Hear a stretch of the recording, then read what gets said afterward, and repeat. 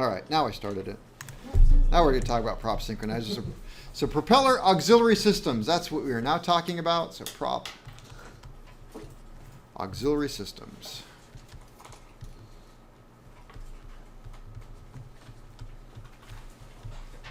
First thing we're going to talk about is propeller synchronizer. So prop synchronizer.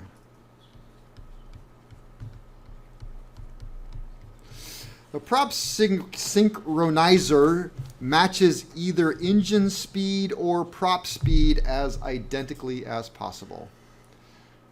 So a synchronizer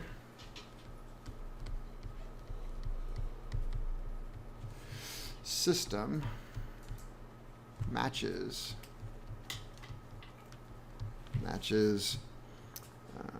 either engine speed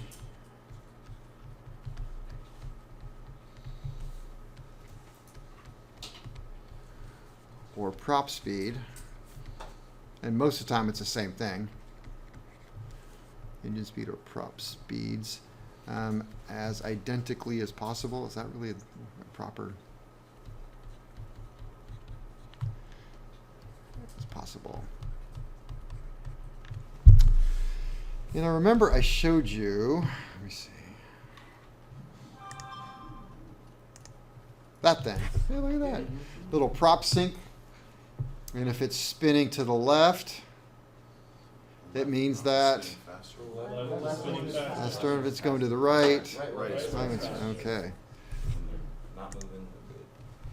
And when it's in one position, then it is good. So why do we want to do that? Well, reduces noise from harmonics.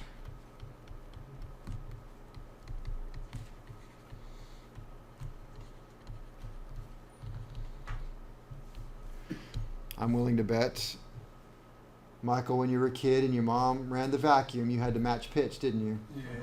Yeah. Yeah, and that harmonic, and you added noise. I think you got something. All right. It is not used on takeoff. Why not? Don't want raw power. You don't want that. Yeah. That too. Yeah. So you're going to have a master and a slave engine. So if you lose your master engine and your slave go, oh, we're quitting now? Okay. That's what we're up to? Fine, I quit too. I quit too. So you don't want that. What's that? Nothing. Good. Wondering what the next point was. If one engine quits, you do not want the other engine to follow. They go on strike.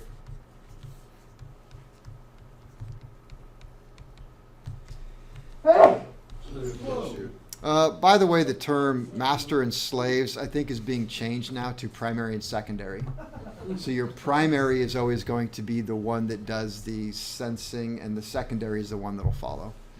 That sounds more 2022 appropriate. It does. Operation. Next thing they're going to do is get rid of the word retard. Operation. Yeah, you can't read the prop. One engine You got a special. will be, You have to slow it down. we'll start right now. Primary. The primary engine.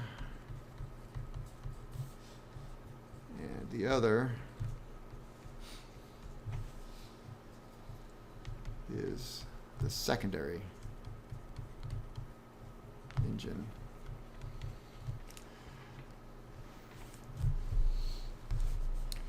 So as I said earlier, the primary is the one that does the, how do I want to say that? That leads. Yes, like in dancing, it is the one that leads. And the secondary is the one that would follow. So primary leads, secondary follows. I like that. So in a twin, the left, which would be the number one, because you go left to right from the pilot's perspective, the left engine is usually the primary.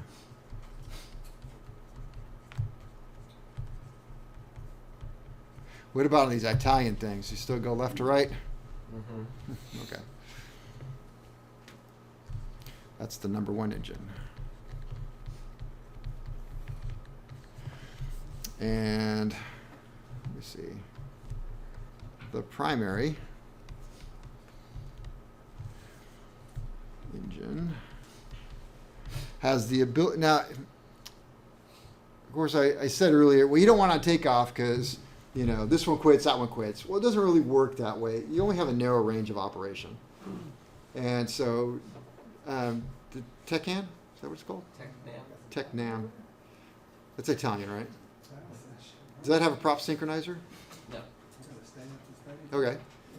Does it have It a? doesn't even have a little wheel. Does it have a? You just You just have to hear it. okay. And you just kind of hear that, and you kind of get that harmonic. Okay. So the primary engine, and that's I don't think that's that uncommon. I've worked on a lot of twins where I'm like, hey, do we have that? No, they don't. I don't think our 310 has it. The 310 at Auburn does. Yeah, but ours doesn't have it. Ours has oil dilution system though, where you can actually put the fuel into the oil. That's so go figure. I don't know if it's connected. See, the primary engine has the ability to adjust its RPM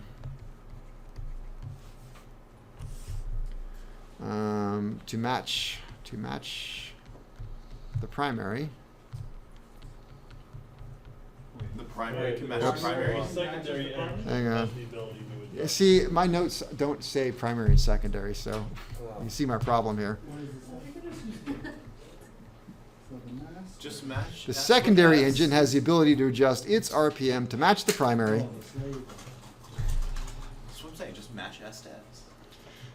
The slave has the ability to adjust its RPM to match within a small range. When you say within a small range, is that it can only operate in Plus or these- minus That works. 50 RPM for a total of 100 RPM. So I better write that or you'll get confused. So it starts at 0. It can go 50 RPM faster or 50 RPM slower.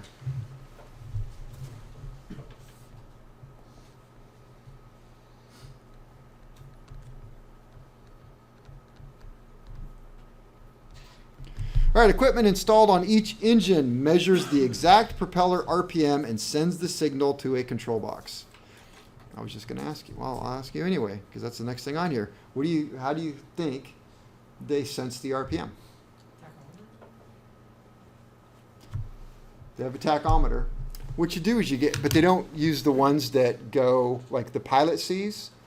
In a twin, of course, there's nothing in the nose. And so what they do is they run a secondary RPM gauges right and left, and there's a little chair right there. Well, that's where the monkey sits, and the monkey watches the RPM, and then no, it wouldn't be That yeah. monkey must spin really quick. There's a little metal thing on the hub, and it senses every time it goes. a metal thing in the hub. If I had to translate, I think you're thinking about a magnetic pickup Yes. and a Hall effect sensor. So yeah, you can do a magnetic pickup and a Hall effect sensor. Where would you put them? On the cover, on the base, the back of the truck. In the back of the prop. It's pretty close. I would guess that somebody is probably doing that. I don't know. But definitely the easiest place to put it is on the governor.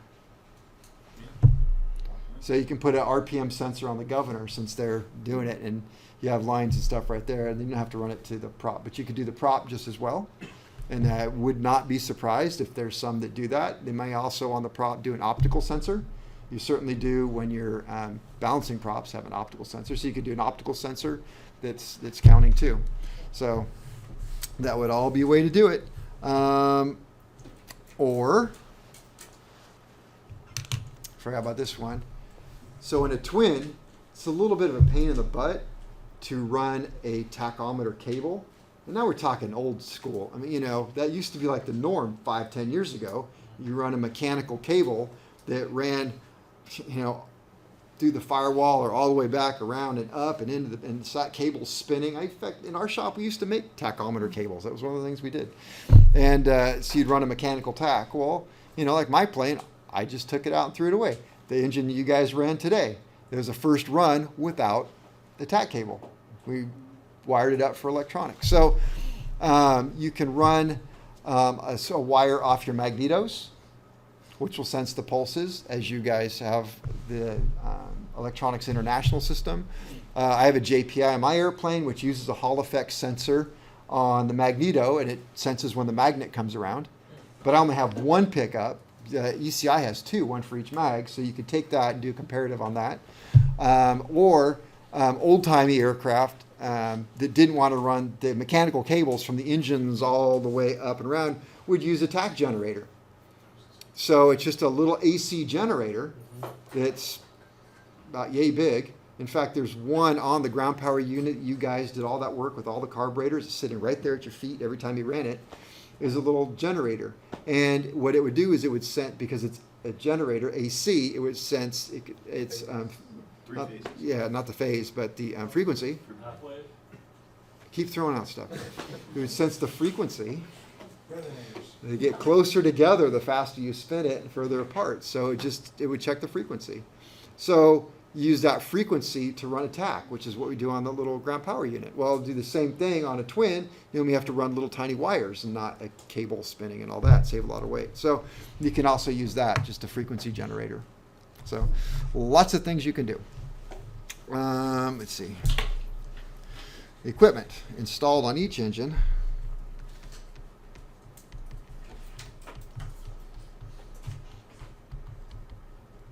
Installed on each engine, measures the exact RPM.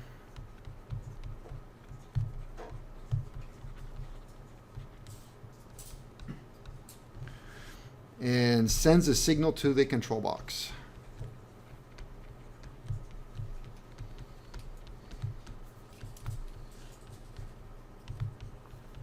Control box.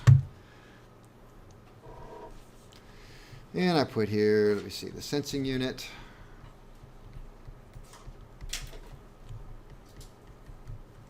Sensing unit can be a tach generator, can be a tach generator.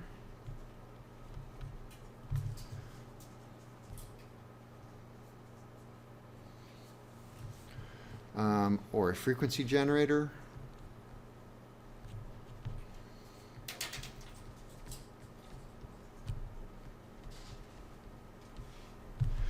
I actually put what? Sensing it be a tach generator, which is an accessory driven iterator, or frequency generator, or I could say or a magnetic pickup.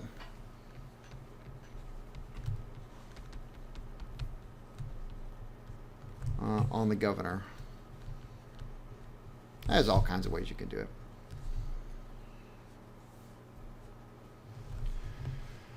So let's see. We got the sensing unit. Then we got a comparator unit. Comparison unit.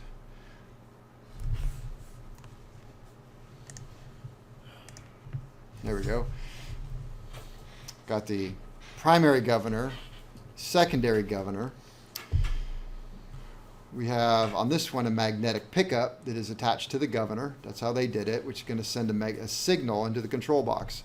Signal to the control box. So the control box is looking at what's right doing, what's left doing. And then if one is going faster than the other, then let's say this one is going faster. Then it will send a signal out to an actuator. The actuator then has a little drive screw on it, and it will move the governor lever a little bit forward or a little bit back.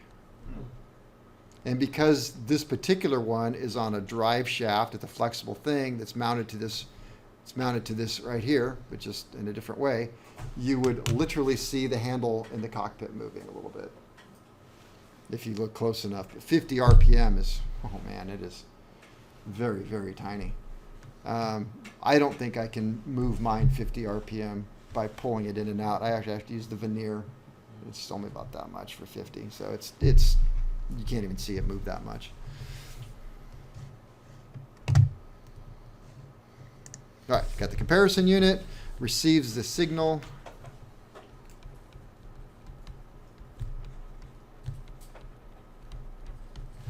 From the speed sensing unit.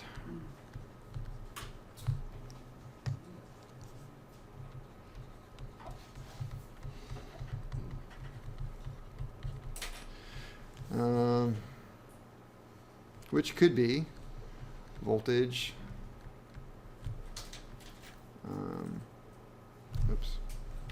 Voltage from a tach generator.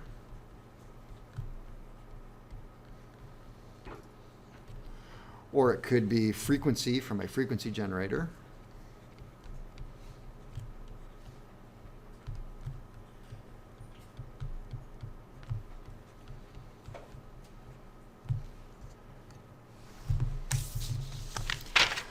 And the comparison unit will adjust the secondary engine.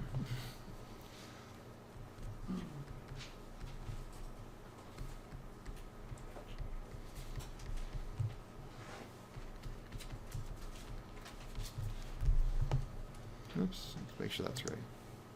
Control box. Man, this is drawing's a little bit different. Let's just change it. Oops. Control box. See, the comparison unit receives a signal. The comparison unit will, I'll change it, send a signal to the actuator,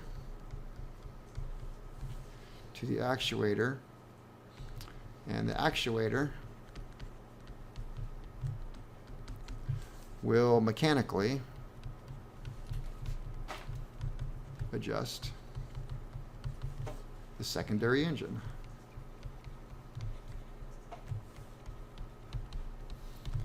Speed to match primary.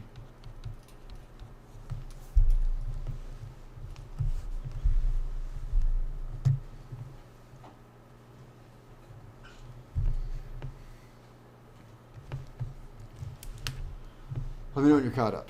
So real fast. So it's a mechanical connection to the prop Yep. lever. Same Yep. So you'll see it parallel right in.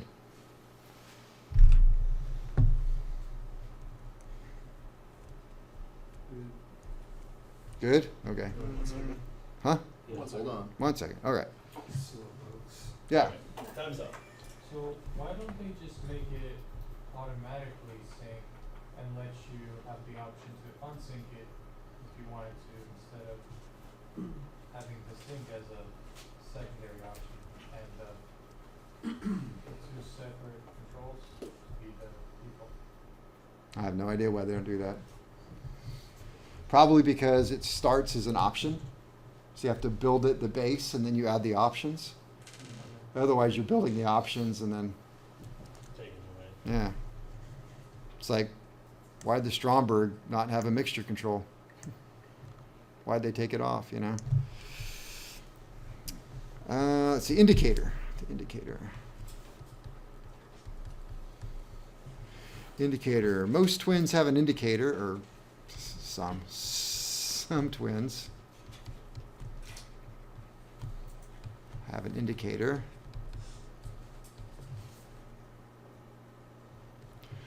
Wheel, indicator wheel, to show an out of sync condition.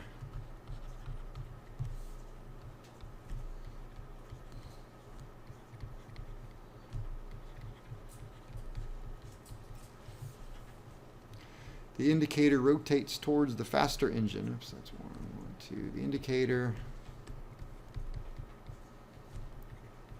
will rotate toward the faster engine.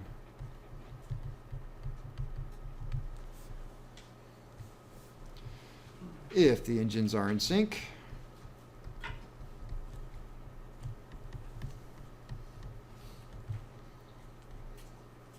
the wheel is stationary.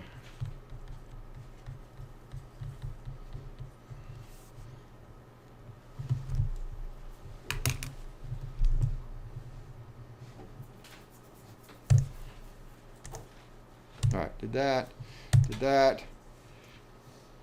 Oh, I forgot I did this. You did? No, this is like a recording, I think. It is a recording. And so, because I didn't have enough power on this computer to actually do it, the one I was using. So what I did is,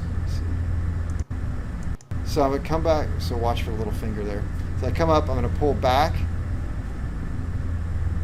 the prop, so the RPM on the right engine, and notice it's out of sync.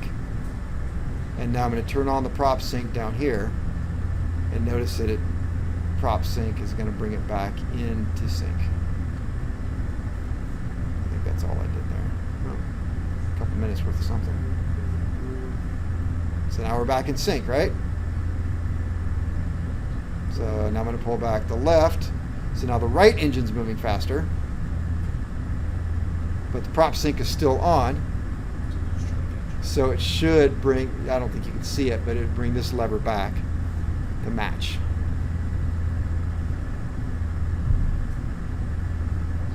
Prop sync off, and now it's going to match what I have setting here. Or so it is according to either X-Plane or Microsoft. All right, good place to stop. Yeah, I see your last note, Chris. Yeah.